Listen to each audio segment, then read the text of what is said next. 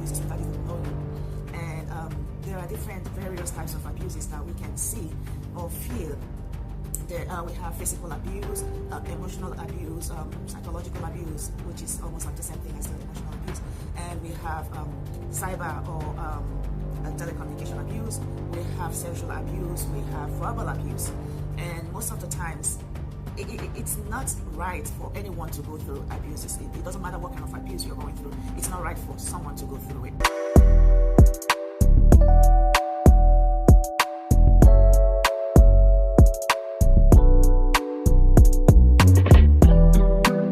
Hello everyone, my name is Chioma Chime. I am the host of this No More Secret program, and this program is so dear to me.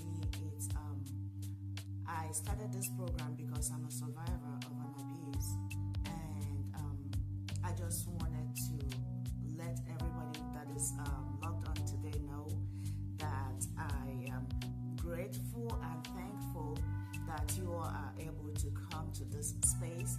This is a very sacred healing space where survivors meet and are able to share their stories, and we use each other's stories to heal one another.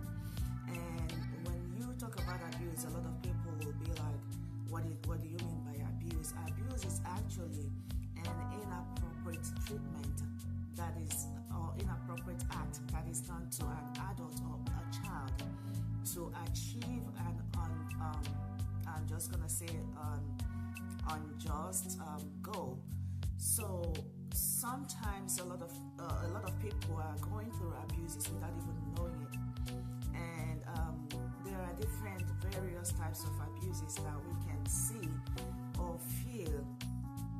We have physical abuse, emotional abuse, psychological abuse, which is almost like the same thing as the emotional abuse, and we have cyber or telecommunication abuse.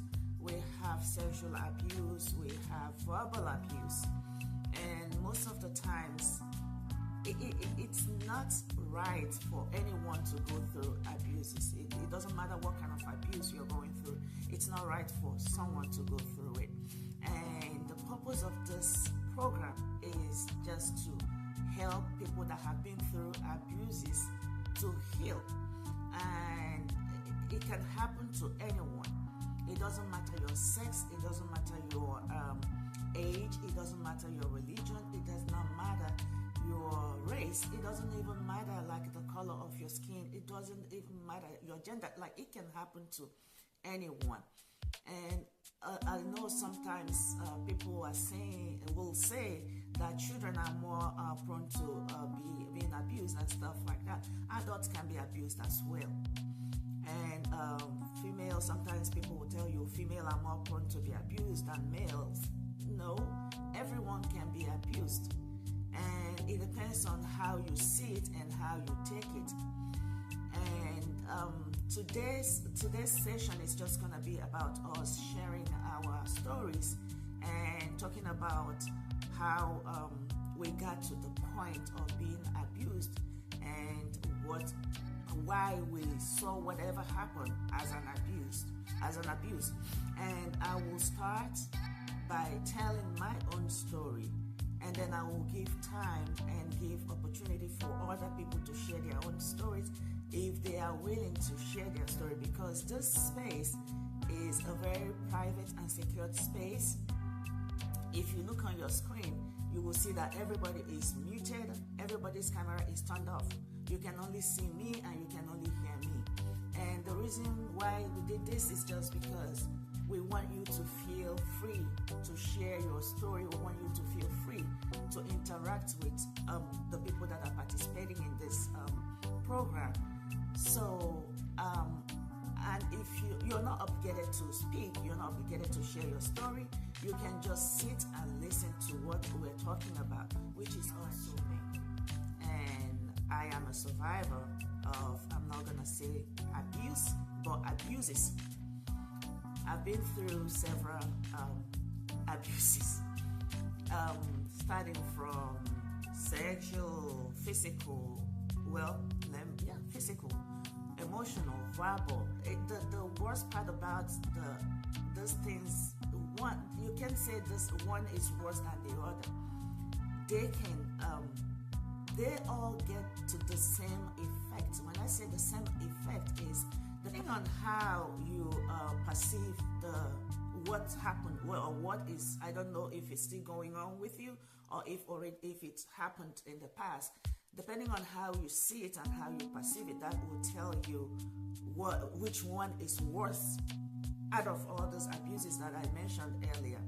And my abuse started when I was 6 years old. And the worst part about this abuses is like you are sometimes it's either you are afraid to share your story or to tell anyone about what is going on with you, or you are ashamed. So mine started with me being scared because I was being threatened that if I tell anyone about what was going on with me, then the same thing that I was going through will happen to my sister and she will go through the same thing. So because of that, I refused to tell anyone about it. And I refused to tell anyone about it, and I kept it a secret. And that is why this program is called No More Secrets. Because a lot of times we keep what is going on, what is happening, a secret. I kept mine a secret for almost 40 years before I was able to share with people. And I didn't even know how to share it because I was ashamed. I did not want anyone to label me. So because of that, I didn't come out to tell it. But I wrote it in a book. And it took me a while to be able to share my story in that book. And when I was writing this story, it was not an easy task because I would pause and cry, and then I would go back and start writing again. And the reason why I wrote the book is because I don't want not even 1/10 of what happened to me to happen to anyone. It doesn't even matter if that person is my enemy. I don't want anyone, any child, to go through what I went through as a child, or any adult to go through what I went through as an adult. And being an adult, sometimes you might think, oh no, that's not an abuse. It is an abuse. If you're not safe to be yourself around someone, if you're not safe to speak your mind around someone, that person is abusing you. It doesn't matter whether that person is your spouse or that person is your mom or dad or whatever. You have to be free to speak up, to say something, to speak your mind. If you're scared of like, oh, I don't want to get beaten, I don't want to get thrown out of the house if I say something, I don't want to do this, I don't want to, rethink it. If you're not free, you're abused, you're being abused. So with my own story, which I will encourage everyone to read the book, my best kept secret memoir. It has 2 parts to it. The first part was what actually happened to me and how I was able to overcome it. And then the second part of it, well, that was what happened to me as a child. That's the first part of it, and how I was able to overcome it.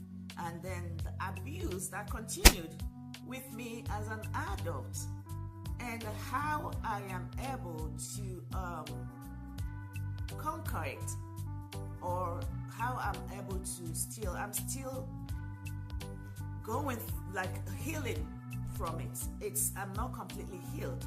And that is why I started this program. I want to heal completely, and I want other people to also heal from whatever they have been through. So my story, it's really long. I don't think it's something that I can share in this little time, but I will just give you like a little not the details of the story, but just a little bit by bit part of the story. When I was 6 years old, my dad, we had this neighbor that my dad trusted so much. he would let this neighbor take care of us while he would go to work. I know telling this story, people will be like, what about your mom? So back in the days, my dad had this job that would take him from state to state. My mom had a job that it was like she's stationed at a particular state.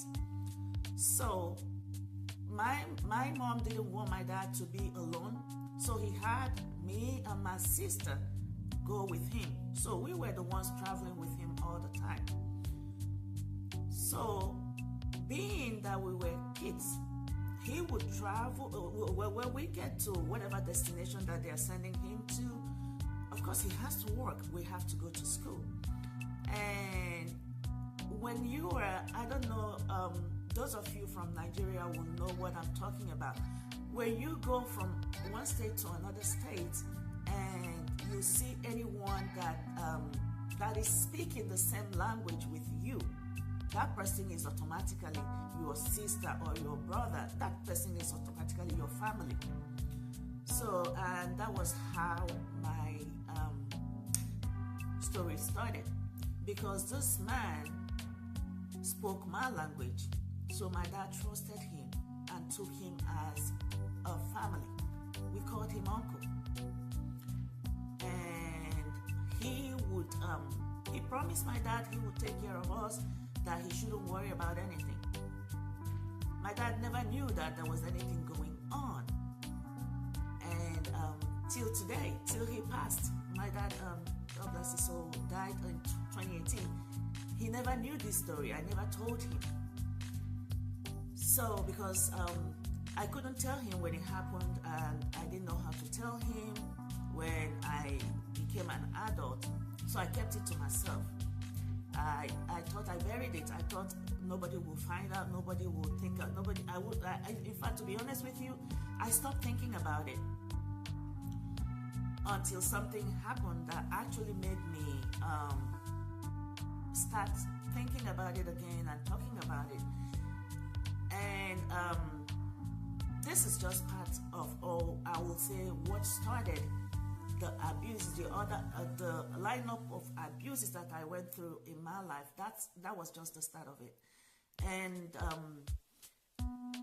when it happened to me, it didn't stop. It just kept going on. It might stop for some time, and then when I get to another stage in my life, another abuse will happen. And then when I move to this stage, to another stage of my life, another abuse will happen.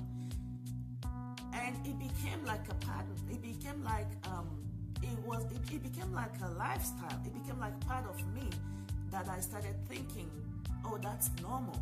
That I started feeling, oh, well, God created me for that purpose. God created me so that maybe people will use me as like an experimental tool to see what kind of abuse they can master in, or something like that.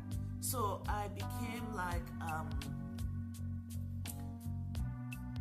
something that anybody, that if you want to practice abuse, it doesn't matter what kind of abuse, you can use her and practice your abuse and see if you are perfect in that session. So it got to a point where I told myself, no, it has to stop. It has to stop. I'm not gonna let people keep doing this to me. And that was when I wrote my book. And after I wrote the book, I started this program.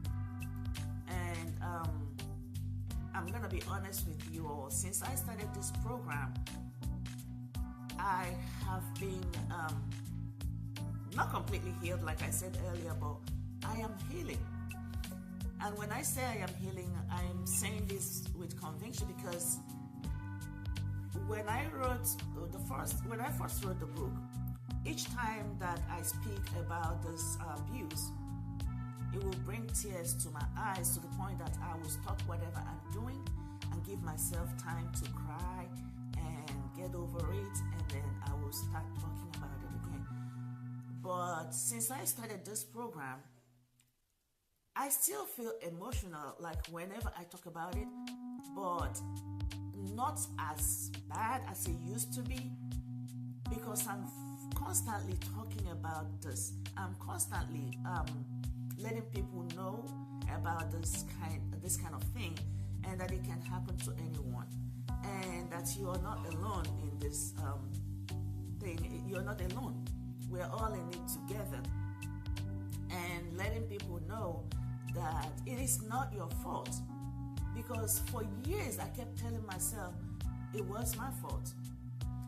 As a child, I felt like if I had known the things, the skills that at my age I shouldn't even know, if I had known those skills, this guy wouldn't have abused me. And then when it gets to when as an adult, I would tell myself, if I was with someone different, if I was with somebody else, this abuse wouldn't have happened. I kept finding something to blame myself about. But I'm here to tell you, it's not like that. You don't blame yourself. When you blame yourself for somebody's action, that person will keep doing it. And you are the one that will keep suffering. But when you stand your ground and tell yourself, no, it's not my fault. And that was how I gained my strength. I know when people see me, they will look at me and think, oh, she's brave, she's strong. I promise you, I am brave because I made myself brave. I am strong because I am making myself strong. I don't want what happened to me to define me. I don't want what happened to me to determine how I'm going to live my life. I don't want what happened to me to put me at a standstill. I want to move on. I want to move past that pain. I want to move past whatever it is, that situation. And I want to prove to those people that did those bad things to me that I lived, I survived it, I am thriving. A lot of times when it happened, I've heard stories about people that actually took their own life because of what happened to them, because of abuses, and it doesn't matter what kind. But I tell you, that is not the best. That is what the devil wants to see. The devil wants you to give up. The devil wants you to talk down on yourself. The devil don't even want you to wake up. The devil don't even want you to live. So for you to survive this, you have to prove the devil wrong. You have to prove those abusers wrong. You have to prove the people that don't believe in you wrong. You have to believe in yourself first. Believe in yourself. Make yourself brave. Make yourself strong. It is not your fault. Those people that did this should be accountable, should be responsible, should be held responsible for what they did. But being that when mine happened, it was in Nigeria, like I said earlier, that was where it started. And of course, even if you report it to the authority, the first thing they're going to ask you is, why did you go there? Why were you there? Why did you wear the kind of clothes you wore? Why did you do this? Why did you do that? So that is making a lot of people keep that a secret. But I promise you, if you continue with this program, you will see that you have every right not to keep it a secret anymore. I am not keeping mine a secret again. I am telling it to whomever it may concern, whoever is ready to listen to me. And I tell it to children, adults, elderly, it doesn't matter. I tell them my story. I had my nieces the other time that I was talking to them, and because they are, two of them are teenagers, the other one is still a child, and I was telling them, it's like this is the age, but it doesn't just happen to teenagers, it happens to kids as well. I have seen a 2-year-old being violated by someone that they trusted. I've also heard about a 6-month-old being violated. So it can happen to anybody. I have seen a lovely couple that you would think that this is they are perfect, but one of the spouses abusing the other one. But you can hardly know, you can hardly see it. Abuse sometimes it will show, sometimes it doesn't show. It takes the you that is being abused coming out and telling your story for people to for other people not go through what you are going through or what you have been through. And that is what I'm doing. I'm coming out and telling my story so that other people will not have to go through what I have been through. And for the children, so that their parents, I'm saying parents, but sometimes they are being abused by their parents too. Honestly, the society is so bad and so, I don't know what to say, but there must be someone there to protect these children. If it's not the mother, it could be the father, it could be any of the relations. In as much as they could also be the abusers. But I want you as an adult to please don't keep it secret anymore. Share your story, however you want to share it. You're not pressured to do it, or whenever.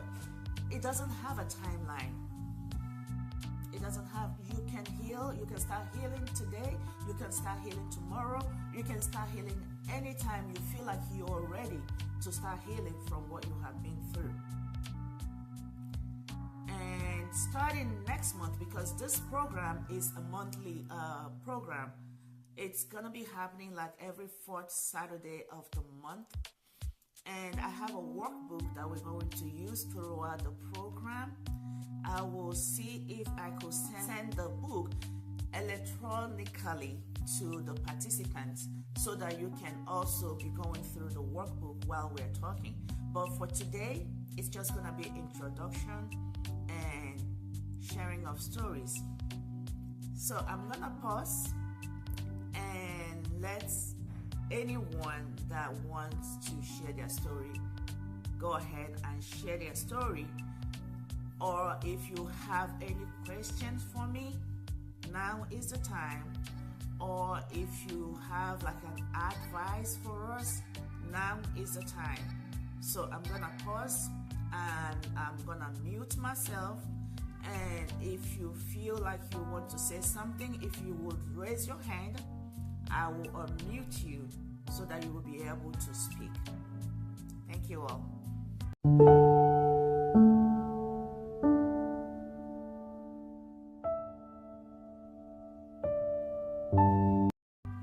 And I will encourage us to